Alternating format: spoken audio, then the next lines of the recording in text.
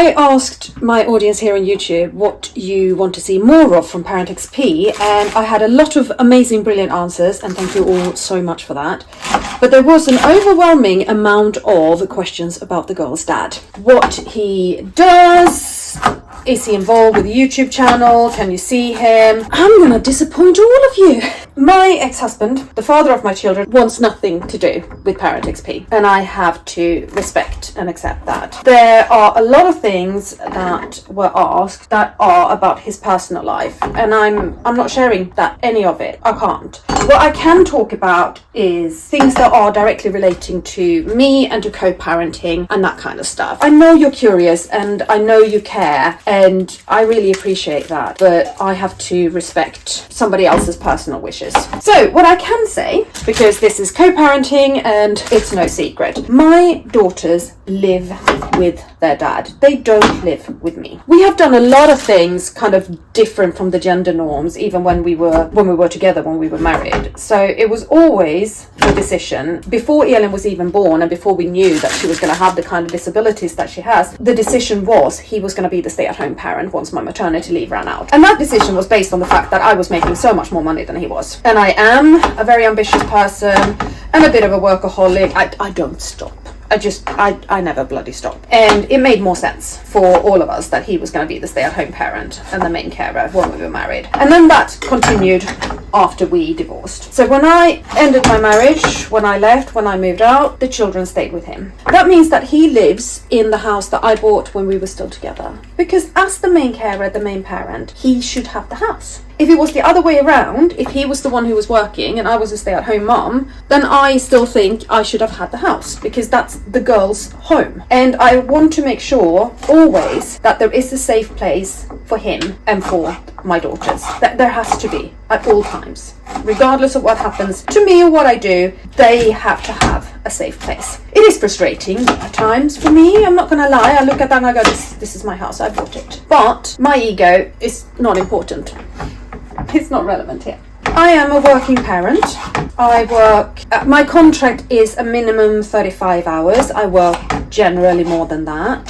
So full-time at Aldi, the supermarket here in the UK. And then I do this. I run ParentXP with the vlogs. I do all the filming, I do all the editing, all the uploading and posting and search engine optimization and the YouTube thumbnails. I do the lot. I do all of it myself. And I run the social media platforms that are associated with ParentXP. I am on Instagram, TikTok and Facebook. And this is all me. I do it all by myself. So I work full time at Aldi, and I work, I'm going to say, pretty much full time with the social media. And then I have my children as much as is humanly possible, because they're my girls. I want to spend time with them, right? I'm going to talk a lot more about mum burnout and special needs parent burnout, how to recognize it and how to heal from it and what to do. It would be very beneficial if I had it in me to kind of go, you know what? I've done a little bit too much. I need to slow down. I need some time off. And we're going to talk about how to do that as well in coming vlogs. But yeah, as I say, the whole stopping, not my forte. But anyway, I digress. We were talking about the fact that my children live with their dad. And I've had a lot of questions on related themes. So one of the questions, or a lot of, one category of questions, I should say, are to do with Elin's equipment and the fact that we ship it back and forth. People have asked me, do I not have a profiling bed for Elin, like a hospital bed? People ask, well, we don't have two sleep systems, one here and one at dad's. I have touched on it in vlogs before, but unfortunately the system here in the UK is set up in a way that they support one home. You get equipment for one home. There is a profiling bed, and it's at dad's because that's where Elin lives. Elin has one sleep system. Elin has one water pump. She has one suction pump. She has one of all these things. There's one wheelchair. There is only one postural support seat, and that's at dad's. I could really do with having a postural support seat for Elin here at home, but in this place I can't fit it in. So that is a future Tovas problem to sort out because it's not relevant right now. And the same with the hospital bed. It wouldn't be the worst idea in the world to get Elin a hospital bed to have at mine, but it's not in my priority list right now because we manage. We can work around it with what I have here already. Most of the equipment is either at dad's or it goes back and forth between us. One exception to this is the hoist. The hoist is here. It's a mobile hoist, one that you can just wheel out and use on the floor.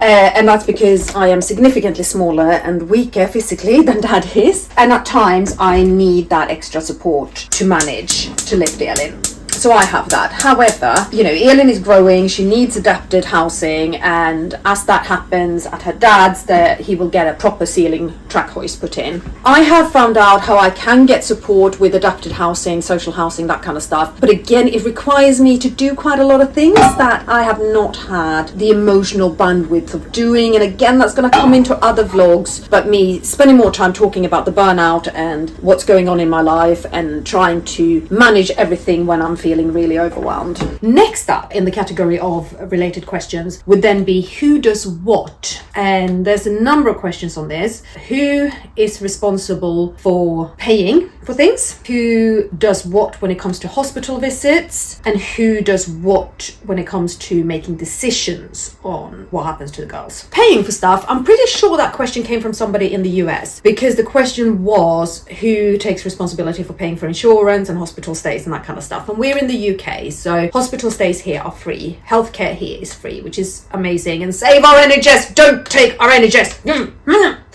So thankfully there's nothing to pay for there, apart from it's still expensive to be in hospital because, they don't necessarily feed parents and you need to have food and snacks and that kind of stuff. The majority of times when it comes to those kinds of costs, it is whoever is there. There was one time when I was at work and Elin's dad rang me and he said she's not good, she needs to go into hospital. And I'm like, okay, I'm at work but I can leave, so I will meet you down there and pick up Alice. Have you had a chance to eat? And he went, no. And I'm like, leave it with me. I'm in Aldi.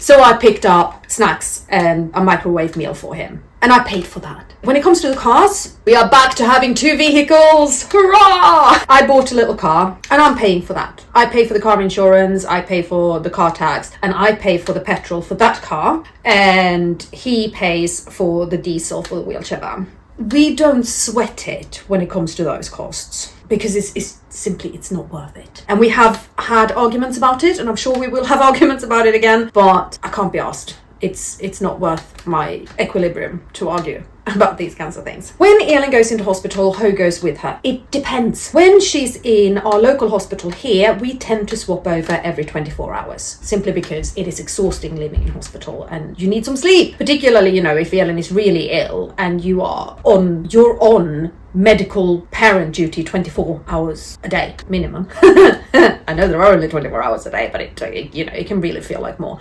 So we tend to swap over every 24 hours. When she is in a hospital further away, so when she's having surgeries and procedures, we agree in advance on who's taking her in and who's staying, and it has looked different every single hospital stay. It's a bit of give and take, and we just agree on it at the time. And the same with who takes her to which hospital appointment or which appointment. It also depends on. She had an appointment with the community nursing team on a day that she was with me. It was during the half-term holiday, so I took her because she was here. There's no point that Dad comes to pick her up and take her to an appointment and then come and drop her off again, unless for Alice's needs we need to do that split, in which case we do. When she had the hospital appointment that I spoke about in my rant vlog not that long ago, when I was so annoyed, because it was a doctor we hadn't met, I wanted to take her because I wanted to know what it was all about. And he's like, cool, yeah, you take her then, and then you can just let me know what's happening. Again, there isn't a set rule, there isn't a set decision, it is what works. Paying for other things. The girls need clothes, they need school uniform, they need food, they need snack, they need this, that and the other. We don't even talk about it. It just sort of happens. I got Alice some more school uniform because she needed it, so I bought it, and then I let him know, hey, I got her a couple of summer dresses and a couple of cardigans. A few months before that, he messaged me and went, oh, by the way, I got Elin some new school skirts and cardigans. He got Elin new shoes that fit over the splints. I got Alice a pair of trainers. There isn't a decision. There could be. And I think, if it comes to really big purchases down the line, we may have to have those conversations. I ended up being the go-between for my parents when I was little on those kinds of costs, and it was not good for me. That is actually a position I kind of want to protect Alice from being in, particularly that she shouldn't have to be the go-between and she shouldn't have to be the mediator and the negotiator when it comes to costs. When we're in that position, we're going to have to manage those conversations away from the kids. But so far, we just get what each of us realize is required in the moment, and we just let the other person know. There is an amazingly frustrating floating wardrobe situation. I have no idea where clothes are at any point, or where things are at any point. They just float around. All of Elin's delivered stuff goes to dad. So Elin gets pads, nappies, diapers, whatever you want to call them. I call them pads because she's now in adult sized ones. They get delivered to him. Her Fortini, her meal enhancement milks get delivered to him. God, what else gets delivered? Oh, all the syringes, obviously, and all the tubes and equipment to do with the water pump and the feeding. All of that gets delivered to him. So he has the main stash of that. And then he just sends with her what she needs for mine, whenever. And I need to keep an eye on how my stash is looking and send him a message ahead of time and go, hey, listen, I need another packet of pads, or hey, listen, I need some more syringes in these sizes. So that's how we do it now. And when it comes to major decisions, again, we just have a chat about it. Very often that chat might look like this has happened after the fact. So Alice goes to swimming. I enrolled her in that. I could have talked it through with him beforehand. Probably not the best co-parenting way of doing things, but sometimes you just make decisions. I push through for quite a lot more medical investigations than he does. We need to have every diagnosis that is relevant for her, and we need to get every piece of help that is relevant for her, and every medicine that is relevant for her. I tend to push for that quite a lot more. I push for a lot more communication with her doctor, with her care team, with the school nurse, with the community nursing team. But he manages all of the direct payment stuff. So here in the UK, when your child has a carer package, it's called direct payments, or that's one of the versions of it. So every month we get money paid into an account, and then that money is our budget for paying for Elin's carer. And he manages all of that, and he manages the payroll around it and everything like that, because he's super good at setting up automated systems and spreadsheets that does things for him. And that kind of thing really stresses me out and turns me into a little sobbing mess on the floor. So